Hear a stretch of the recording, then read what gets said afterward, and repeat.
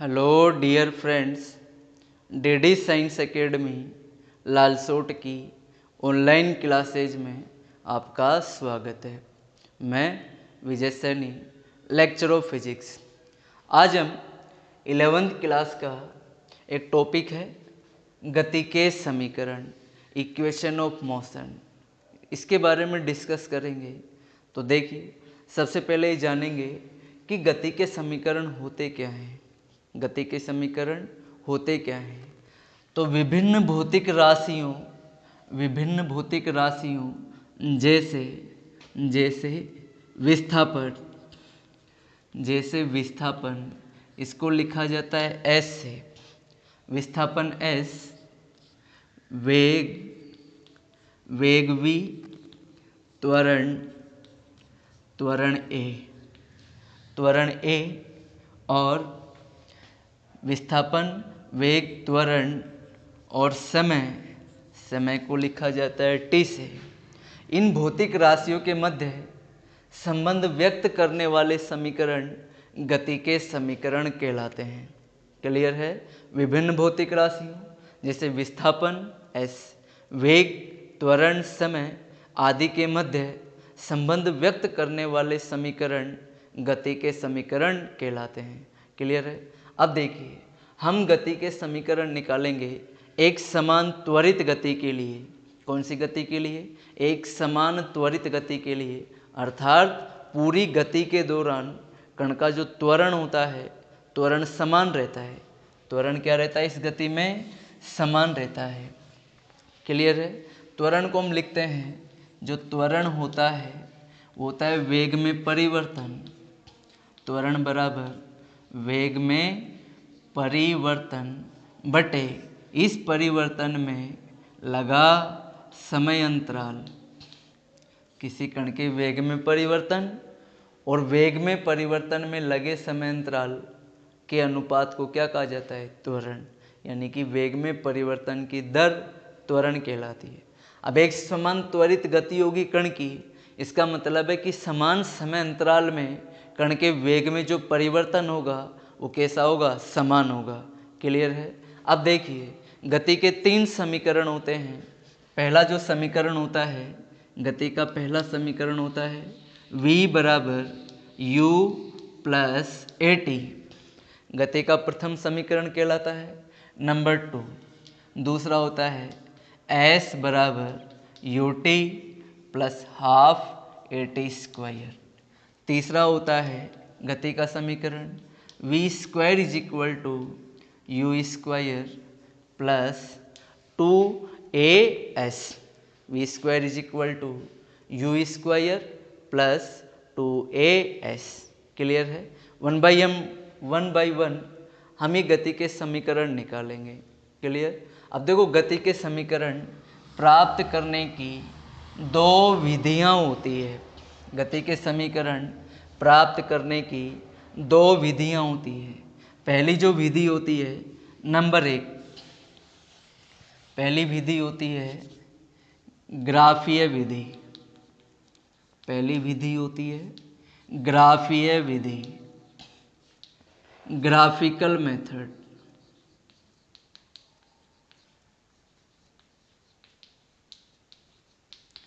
Number 2 दूसरी होती है कलन विधि। दूसरी कलन विधि calculus method. Calculus method. Clear है? हम ग्राफीय विधि से गति के तीनों समीकरण निकालेंगे। तो नंबर 1 है ग्राफिकल मेथड। ग्राफीय विधि। अब देखो, ग्राफीय विधि से एक समान त्वरित गति के लिए गति के समीकरण। तो एक समान त्वरित गति में वेग में समय के साथ क्या होता है? परिवर्तन। तो ग्राफिकल विधि में ग्राफ बनाया जाता है वेग और समय के मध्य। तो देखो, माना 2 अक्ष है। पहली अक्ष ये है, पहली अक्ष ये है। ये पहली अक्ष है जो कहलाती है समय अक्ष। ये कहलाती है समय अक्ष टी वाली। और एक अक्ष ये है ये होती है वेग अक्ष। कौन सी अक्ष होती है? वेग अक्ष। इस अक्ष पर कण का वेग लिया जाता है, इस वाली अक्ष पर कण का समय लिया जाता है।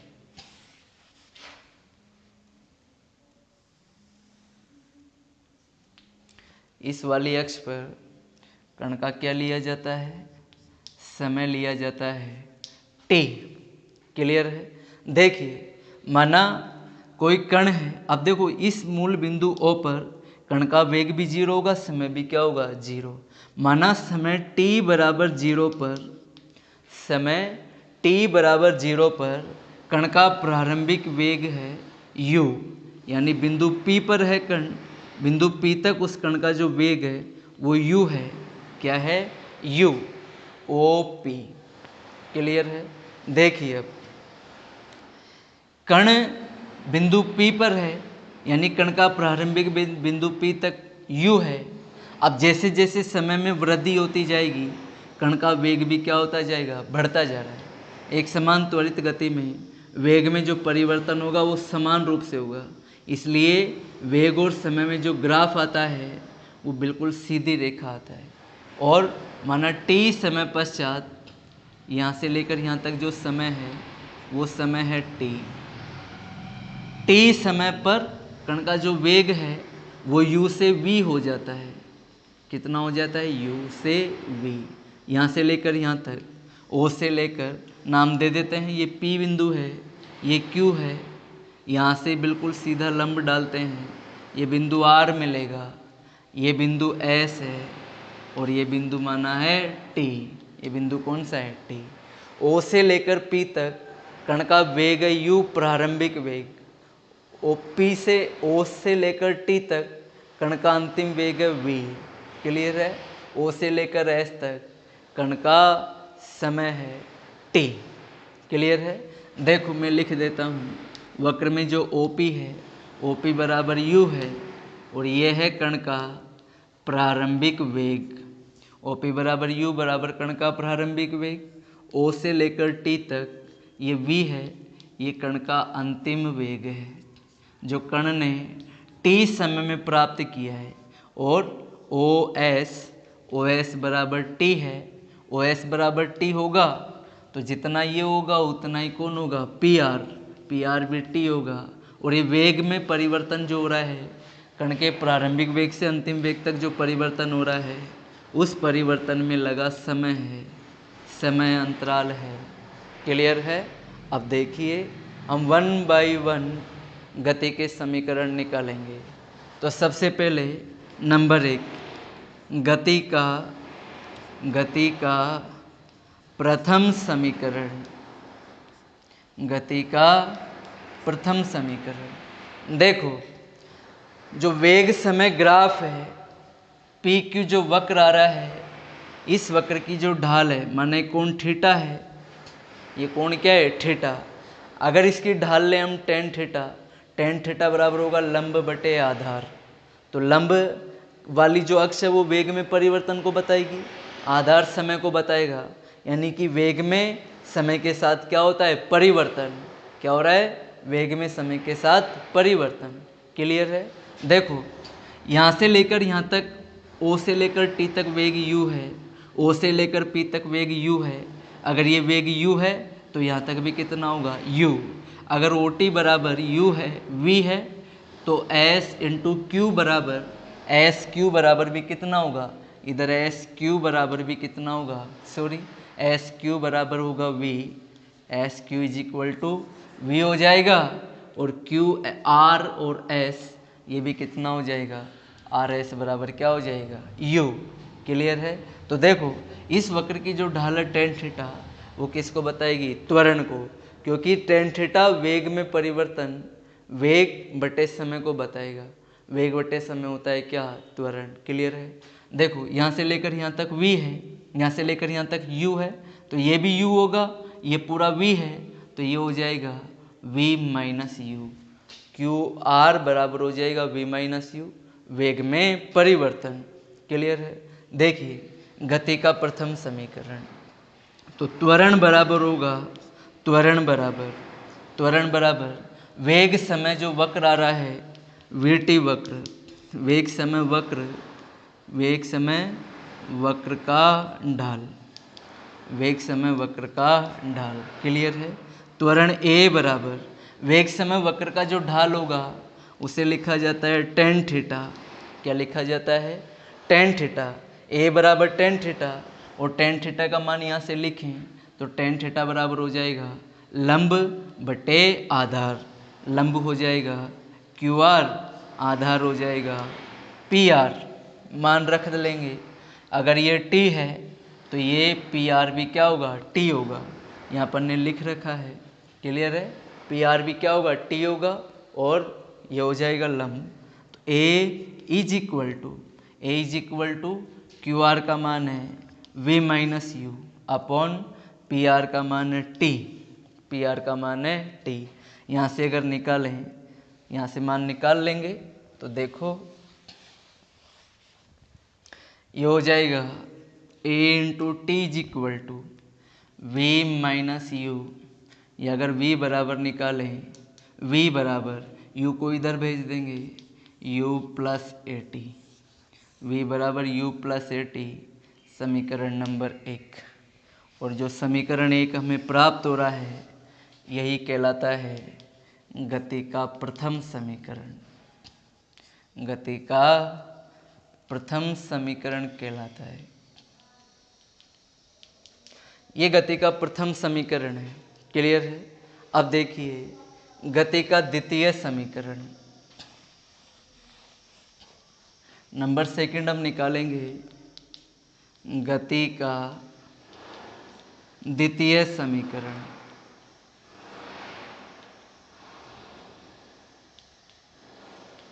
गति का द्वितीय समीकरण देखिए, समय t बराबर 0 से लेकर t बराबर t तक जो इस वक्र का पूरा क्षेत्रफल होगा, इस वक्र का जो क्षेत्रफल होगा वो कण द्वारा तय किए गए विस्थापन को बताता है। किसको बताता है? कण द्वारा तय किया गया विस्थापन। तो कण द्वारा तय किया गया विस्थापन होगा आकृति ओ पी क्यू और एस का क्षेत्रफल। यहाँ से अपन लिख सकते हैं कण का विस्थापन, कण का विस्थापन, कण का विस्थापन बराबर होगा आकृति ओ पी क्यू और एस का क्षेत्रफल। आकृति ओ पी क्यू एस का क्षेत्रफल, आकृति ओ पी क्यू एस का क्षेत्रफल। अब देखो जो आकृति ओ पी क्यू एस का क्षेत्रफल है इसमें एक तो आयत है और एक त्रिभुज है। तो आयत के क्षेत्रफल और त्रिभुज का क्षेत्रफल इन दोनों के योग के क्या होगा? बराबर होगा। तो हम एस कण का विस्थापन लिखते हैं एस से, एस इज इक्वल टू आकृति ओ पी क्यू एस का क्षेत्रफल बराबर आयत ओ पी आर एस का क्षेत्रफल प्लस इसमें त्रिभुज है पी क्यू आर, त्रिभुज पी क्यू आर का क्षेत्रफल। यहाँ से हम निकाल लेंगे एस इज इक्वल टू, देखिए आयत का क्षेत्रफल होता है लंबाई इंटू चौड़ाई। इसकी लंबाई हो जाएगी ओ एस, लंबाई कितनी हो जाएगी? O S.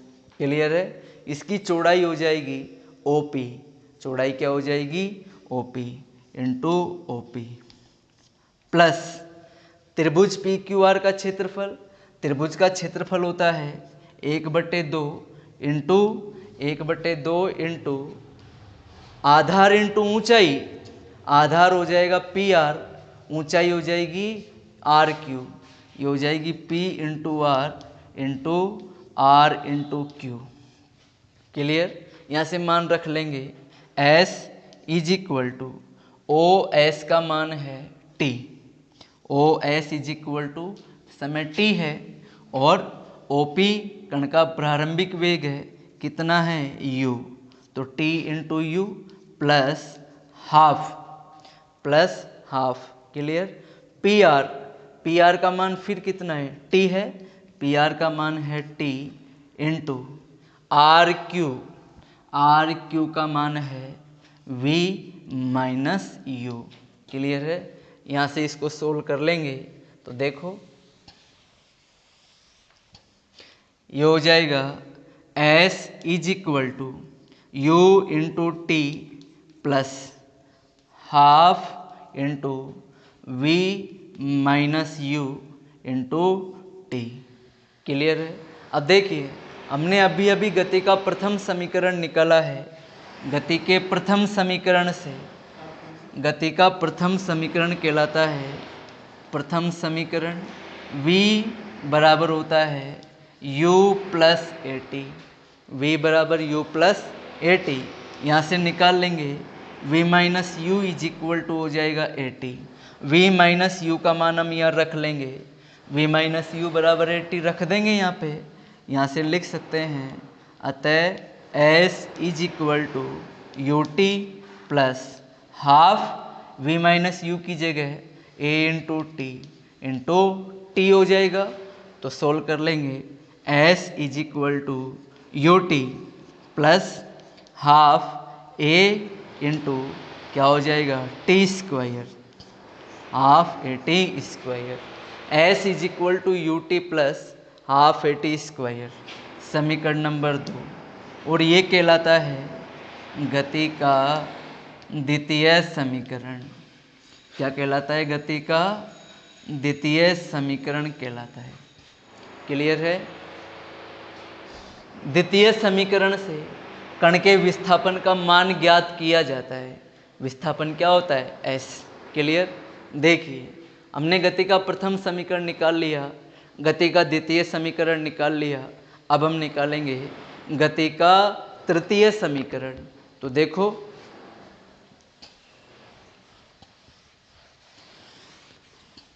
नंबर 3, नंबर 3 गति का तृतीय समीकरण। गति का तृतीय समीकरण देखो हमने गति का प्रथम समीकरण निकाला था। प्रथम समीकरण से, गति के प्रथम समीकरण से v बराबर u प्लस ए टी, इसका दोनों ओर वर्ग करने पर इस समीकरण का क्या कर देंगे? वर्ग। ये हो जाएगा v square is equal to ये हो जाएगा u plus a into t का होल स्क्वायर। क्लियर है? ये हो जाएगा v square is equal to a plus b का होल स्क्वायर खोल लेंगे, u square plus a square into t square plus ये हो जाएगा 2 इंटू कितना हो जाएगा u इंटू कितना हो जाएगा a इंटू कितना हो जाएगा t। क्लियर है? इसको अपन ने a प्लस बी के होल स्क्वायर से क्या किया है? खोल लिया। अब देखो यहाँ से इसको सोल्व कर सकते हैं आगे। v square is equal to you square plus इन दोनों में से हमने कॉमन ले लिया 2a। क्या ले लिया कॉमन? 2a लिया है। देखो यहाँ पर a है, एक a बच जाएगा। t कॉमन नहीं लिया, टी स्क्वायर बच रहा है। इसमें 2 नहीं है, 2 नहीं है, कॉमन लिया है यानी गुणा में कॉमन लिया है। इसमें नहीं है तो भाग में जाएगा 1/2, a बचेगा, a कॉमन ले लिया, टी स्क्वायर प्लस और देखिए यहाँ से 2 कॉमन ले लिया, a भी कॉमन ले लिया, यहाँ पर बच जाएगा यू टी। क्या रहेगा? U t. आगे इसको सोल्व कर लेंगे। देखो यहाँ से v square is equal to ये बच रहा है यू स्क्वायर प्लस 2 इंटू ए और ये हो जाएगा u t plus half a t square. Clear है? गति के द्वितीय समीकरण से मान रख देंगे। ये गति का कौन सा समीकरण होता है? द्वितीय समीकरण, जिसका मान होता है s।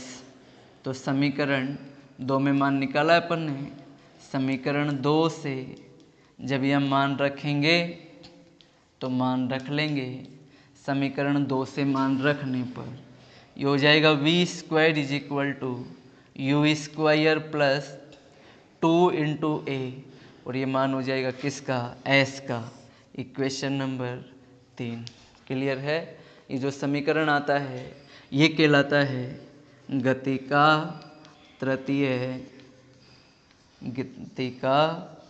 तृतीय समीकरण कहलाता है।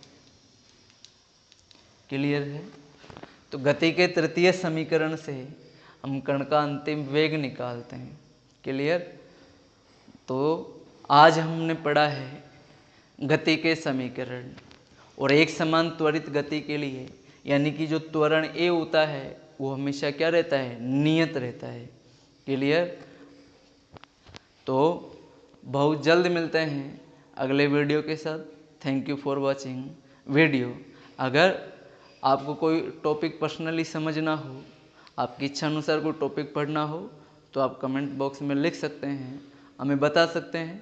बहुत जल्द हम उस पर वीडियो बना देंगे। Thank you for watching video.